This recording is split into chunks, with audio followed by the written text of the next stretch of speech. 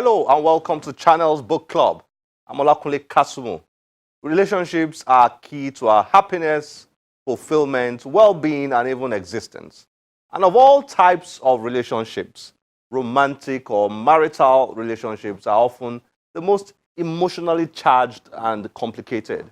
Our guest author today has written a unique book on marriage titled Ada's Love Notes, Legal Lampposts to Uncover and Avoid Landmines in Marriage. The book traces the complicated experiences of a woman's marital life. All along, there is a secret observer of her personal journals who then chips in her thoughts on Ada's experiences, thereby offering the reader invaluable marital counsels. The author, who is popularly known as Sisi Lawyer, is an experienced lawyer and trained family counselor.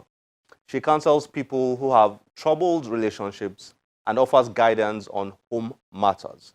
She joined us to discuss her book, Ada's Love Notes, and matters related. Mrs. Omame, nice to have you on Channel's Book Club. Thank you very I'll much. be calling you Sisi Lawyer here. Yes, certainly. That's what a lot of people That's know what me people as. call you. You are more known for that. Mm-hmm. Okay, thanks for joining us on Channel's Book Club. Ada's Love Notes. Why did you write this? And then maybe we should start with what your book is about, and then you can tell me what inspired you to write it. It's a really nice book. Yeah. My book is a compilation of various stories or incidences in the life of Ada in her marriage. And it actually is aimed at various, I like to put it as landmines that we have in marriage. Things like infidelity, things like inability to have children, things like interference from third parties, especially in-laws, things like inheritance. I just find out that a lot of people do not know these things. They do not believe that their day-to-day married life has legal implications. They think that it's only when there is divorce or when there's problem that they need to see a lawyer. Whereas if we're intentional about marital living, I find out that we end up better with better marriages, happier marriages, and To break it down a bit more, Ada is a woman who got married and then was writing her experiences in a diary. Yes, like in it's a diary like form. a diary. Yes, it's a diary And form. in that diary, she was dealing with all sorts of issues Yes. that are typical to marriages. Yes. And then at the end of each diary event, notes or whatever, yes, the lawyer will pop in. Sisi Lawyer pops in. Sisi Lawyer pops in. I absolutely love this part. Sisi Lawyer pops in, Yes, and then gives her own views. It's like Sisi Lawyer gets a peek of Ada's diary. Sisi Lawyer is the fly on the wall. Yes, like. she's seen Ada's diary. Then she now writes her own notes Yes. on the issue Ada is dealing with. Yes. Practically. Yes, like a guide. Like a guide. Yeah. So the reader gets to read the story, enjoy the diary notes, and then also gets to listen to the fly on the wall, Yes. Sisi Lawyer, Yes. who shares her experiences and views. Yes. And Sisi Lawyer is you. That's me, of course. And you've had years of experiences talking about counseling, married counseling, relationship issues. Tell me a bit about that before we dive For back instance, into the let's book. go, immediately as you said that, my mind went to issues of inheritance. And I've heard people say things like, I won't make a will because my children love each other. And we know there's so many stories out there of children of the same mother At war. who are at war. And so you ask yourself that, is it not irresponsible of you to leave this earth with so much property and children and not make arrangements? I'm not saying give your property to your children. Whatever the arrangement is, or whatever you think is a good arrangement for whatever God has gifted you, I think it is irresponsible for anybody to leave this earth without making that arrangement. That is one of the issues you've dealt with over the years. Yes. Well, I mean, so what got you into counseling, marital counseling, relationship counseling? Well, I wanted to specialize in relationships and in marriages, because I've done quite a bit of divorce matters in court and things like that. And I found out that a lot of people resist divorce. And then you find that a lot of people get into the divorce court and they're crying because it is inevitable. And I've realized that also in my experience, I think that a lot of people, now I'm not saying women alone, a lot of people do not really look after their marriages. And they start running helter-skelter when things go wrong. When it come crashing down. So I thought that a guide like this at least would tell people that it is intentional. Marriage is an intentional relationship. It's not one that after you say I do, or at a big ceremony somewhere, then you just live like that's the end of it. Marriage is actually a lot of hard work. So what has it been like for you? Feeling people, listening to people, being part of experiences. Let me say that a lady came to see me 2 days ago in the office, and she came to see me about her own marriage. And at the end of it all, I think maybe from my body language, she said, "You must have heard a lot of stories." I'm guessing you must have heard a lot. I said to her, "I have heard a lot of stories." And that's why I know that a lot of us do not work on our marriages. We just play it by the air. And that's really not how, I do not even believe that that is how God intended it to be.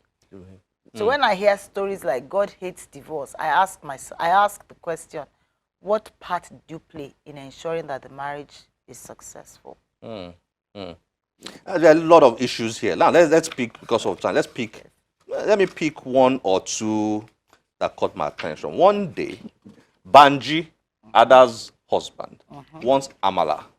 They are newly married. Ada is not good at making Amala. No. Or what happened? No. That's not what happened. She couldn't make the Amala for some reason. No. Or time had gone or something. What happened was Banji wanted Amala. Ada, over maybe their courtship, had learned how to make Amala. Okay. But because they're a new couple, they go out together to buy food stuff for the soup.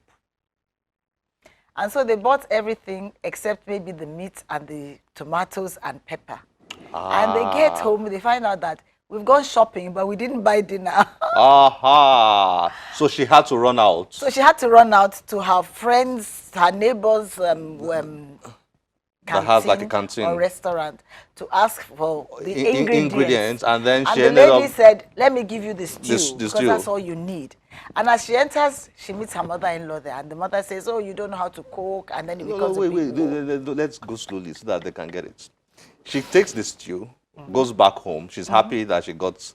Yes, she's happy that she saved some time. So she goes back home. At the door, as she's about to enter, mother-in-law shows up, boom, and sees her holding some stew, and then she fumes. Yes. I mean, concluding that her new daughter-in-law doesn't know how to make amala, and is feeding her own son with bought food. With bought food, yes. And then war started. And then the war starts. But really, at the end of the day, what's the mother's business? If it's acceptable to Banji that his wife should even feed him with bought food, what's wrong with that? Which is what Sisi lawyer said to us. Yes. Yes. So Sisi lawyer then tells us at the end that in-laws should mind their own business. They should. But that doesn't usually happen. Unfortunately. It doesn't happen, but I think that in-laws should mind their business.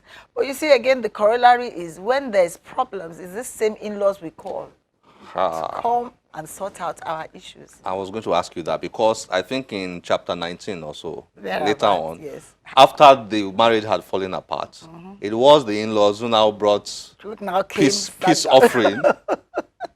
You see, that is why marriage or family is not, nothing can be set in stone. And that's why towards the end I talked about a family vision. It's important for a couple to sit down and say, this is how we want to run our marriage. This is how far we want our in-laws to go in our marriage. Now, of course, if they had built a strong marriage right from the start, the issue of having to leave him for issues of domestic violence would not have arisen. for me, I thought that actually she should have beaten him back at some point in their lives. And then he wouldn't have done it again, I believe. But now one of the things you said here, we have a culture that does not support divorce.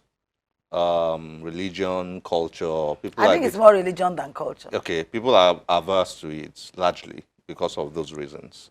But Sisi lawyer tried to explain how this is not particularly smart in certain situations where divorce is the way out, really. Did I get that right? Yes. That don't get Don't caught get stuck in in the idea of don't get caught stuck up in separation. Don't get caught up in a bad marriage.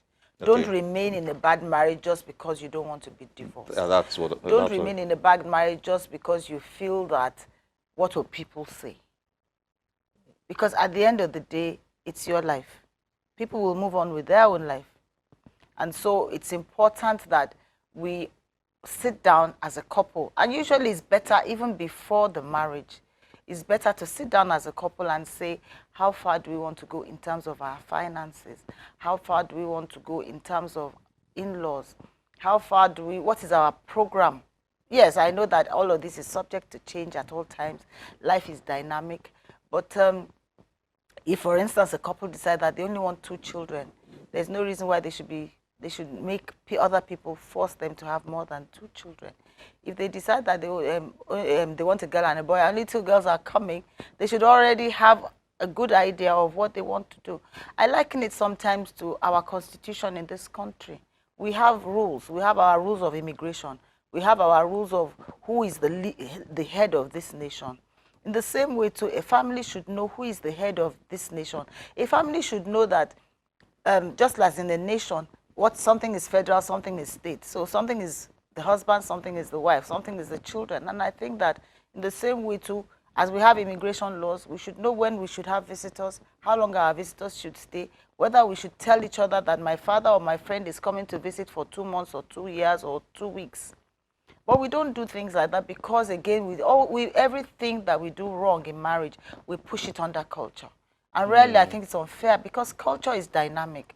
Culture that does not change will break. And then you went through a whole lot of issues. We don't have time to go through. One of the ones that really I liked was when she went out with her husband and there was this co-worker of her husband who was all over him. Yes, yes. And she got jealous. Yes. And she threw a tantrum and he got mad.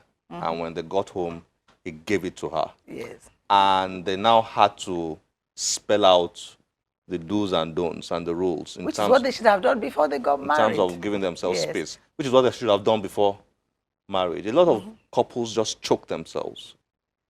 Is that right? That's what you were saying, yes, basically. That's true. And you see, basically, and I think women are most guilty of this, you find out that once a woman is married, she thinks that the man is her property. She believes that nobody should talk to him. And I know that there are some men who are like that too. Yeah. But you find it more with the women. And they say things like, after all, he's married. So what if he's married? He still has a life beyond that marriage, before the marriage. And it works, I must say, it works both ways. And so I think that a lot of it has to do with if a couple have sat down before marriage or shortly after and spelled out those things to each other, I think that it would help in the confidence in the marriage. I think it helps marriages a lot, really. At times, the wife should go out, alone, or the husband go out alone and all that. I think it helps, that freedom, but it has to be built on trust. It does. Which is what you've emphasized here in this book. Yes. Well, it's been a pleasure having this chat with you. Thank you so much. Thank you very much for giving us this lovely book, Ada's Love Notes. Please tell them to go out and buy you. They will. They will. Thank you very much for joining us on Channels Book Club. Thank you so much. Nice to have you here. Bye.